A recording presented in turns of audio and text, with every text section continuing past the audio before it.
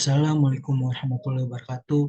Izin memperkenalkan diri, nama saya Hilal Adnan Gimastiar dari Prodi Pendidikan Biologi Angkatan tahun 2022 dengan nomor induk mahasiswa 1304622080. Di sini saya akan memaparkan hasil rangkuman saya yang yang tentang memahami identitas nasional sebagai karakter bangsa Indonesia. Apa sih identitas nasional? Nah, identitas nasional berasal dari kata identitas dan nasional. Identitas sendiri merupakan tanda-tanda atau jati diri yang melekat pada seseorang, sedangkan nasional merupakan identitas yang melekat pada kelompok-kelompok yang lebih besar yang diikat oleh kesamaan-kesamaan. Berikut pengertian menurut para ahli. Yang pertama ialah identitas nasional dapat diartikan sebagai jati diri nasional atau kepribadian nasional.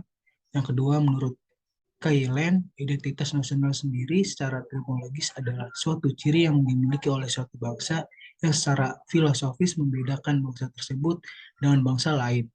Identitas nasional pada hakikatnya adalah manifestasi nilai-nilai budaya yang tumbuh dan berkembang dalam aspek kehidupan suatu bangsa dengan ciri-ciri khas. Dan dengan ciri-ciri yang khas tadi, saat suatu bangsa berbeda dengan bangsa lainnya dalam kehidupan.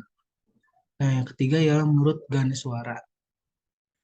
Identitas nasional merupakan manifestasi nilai-nilai budaya yang tumbuh dan berkembang dalam berbagai aspek kehidupan dari ratusan suku yang dihimpun dalam suatu kesatuan Indonesia menjadi kebudayaan nasional dengan acuan Pancasila dan Roh Bhinneka Tunggal Ika sebagai dasar dan arah pengembangannya. Nah, yang kedua ialah unsur-unsur identitas nasional. Indonesia sebagai sebuah bangsa yang melindungi suatu negara, tujuan bersama bangsa Indonesia telah tertuang pada Undang-Undang Dasar 1945. Nah, terdapat unsur yang menjadi komponen identitas nasional menurut Ubaidillah. Yang pertama ialah pola pikir. Nah, pola pikir adalah gambar pola yang terwujud dalam kehidupan sehari-hari, misalnya adat istiadat, budaya dan kebiasaan ramah tamah, hormat kepada orang tua, dan gotong royong merupakan salah satu identitas nasional yang bersumber dari adat istiadat dan budaya. Yang kedua ialah lambang-lambang. Adalah suatu yang menggambarkan tujuan dan fungsi negara. Lambang ini biasanya dinyatakan dalam undang-undang, misalnya bendera, bahasa, dan lagu kebangsaan. Yang ketiga, alat-alat perlengkapan, di mana sejumlah perangkat atau alat-alat perlengkapan yang digunakan untuk mencapai tujuan yang berupa bangunan, peralatan, dan teknologi, misalnya bangunan candi, masjid, gereja, pakaian adat, teknologi bercocok tanam, dan teknologi seperti kapal laut, pesawat terbang, dan lainnya. Yang keempat ialah tujuan yang ingin dicapai. Nah, tujuan yang ingin dicapai bersumber dari tujuan yang bersifat dinamis dan tidak tetap, seperti budaya unggul prestasi dalam bidang tertentu. Nah, Winarno juga berpendapat bahwa terdapat macam-macam bentuk identitas nasional, yaitu bahasa Indonesia atau bahasa persatuan, yaitu bahasa Indonesia. Bendera negara yaitu Sang Merah Putih, lagu kebangsaan yaitu Indonesia Raya, lambang negara yaitu Garuda Pancasila, semboyan negara yaitu Bhinneka Tunggal Ika, dasar falsafah negara yaitu Pancasila, konstitusi atau hukum dasar negara yaitu Undang-Undang Dasar 1945,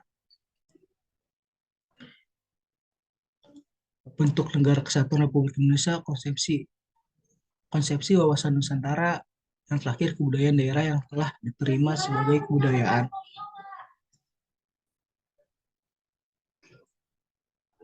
Nah, di sini identitas nasional adat istiadat yaitu dari Jawa Tengah, yaitu kebak atau mitoni.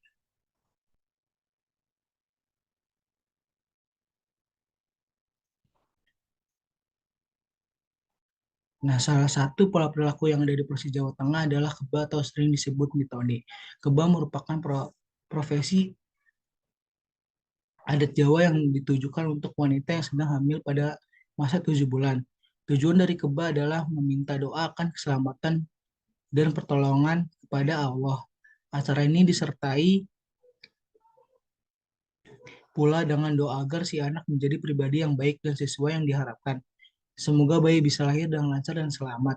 Masyarakat Jawa percaya bayi berusia 7 bulan di dalam kandungannya memiliki jiwa yang keamanan harus dirayakan. Apalagi anak pertama dipercaya dapat membawa keberuntungan bagi keluarga dan saudara-saudara yang lain. Pelaksanaan upacara keba atau mitoni terdiri dari 3 bagian. Yang pertama upacara siraman, kedua upacara ganti busana, dan ketiga upacara dodol dawet. Pelaksanaan upacara siraman pada mitoni dilakukan di halaman depan rumah dengan dibuatkan ruang terbuka.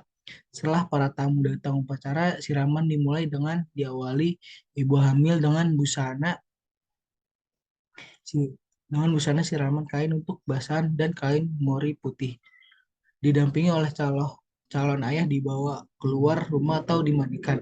Air yang digunakan berasal dari 7 sumber mata air yang berbeda. Peralatan yang digunakan dalam profesi siraman ini ada dua, yaitu kelapa muda gading dan kembang sirataman.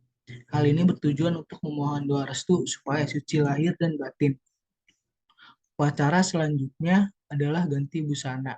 Dimulai dengan pemakaian kain bergantian sampai 6 kali. Tujuan digantikan busana yaitu berkaitan dengan pengharapan dan keselamatan lahirnya bayi. Upacara terakhir adalah upacara dodol dawet. Upacara ini dilakukan oleh calon eyang putri dan eyang kakung. Alat yang digunakan pada proses ini adalah dawet, pecahan genting sebagai pengganti uang, senik atau tempat uang, dan payung. Para tamu membeli dawet dengan memakai uang dari pecahan genting yang sudah disediakan. Nah, tradisi ini harus dilestarikan dan dikembangkan karena tradisi ini serupakan salah satu unsur pembeda yang dapat dijadikan ciri atau pembeda dari kebudayaan negara lain. Nah, sekian dari pemaparan yang saya sampaikan. Wassalamualaikum warahmatullahi wabarakatuh.